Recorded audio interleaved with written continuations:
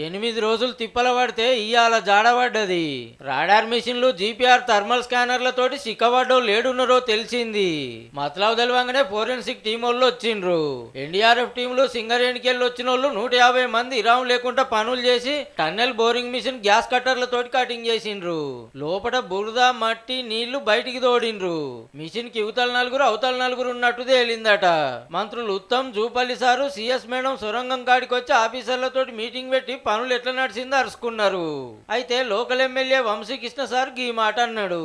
ఈ రాడార్ తోటి అక్కడక్కడ బాడీస్ ఉన్నామని గుర్తించినామన్నమాట వాళ్ళు చెప్తా ఉన్నారు. వాటిని తీయగానే జనరల్గా formalities, PME post mortem examination చేసి వాటికి కెమికల్ ట్రీట్మెంట్ ఇచ్చిన తర్వాత వాళ్ళ బాడీ మరి గుర్తుపట్టట్టు ఉన్నాయా లేదా తెలియదు. మొత్తం బాడీ ఎక్కడెక్కడ పంపించడం జరుగుతుంది. కార్మికులు ఇంటోళ్ళకి ఎట్లా ధైర్యం చెప్తారో వాళ్ళ కుటుంబాలకి ఎట్లా అసరవుతారో మరి.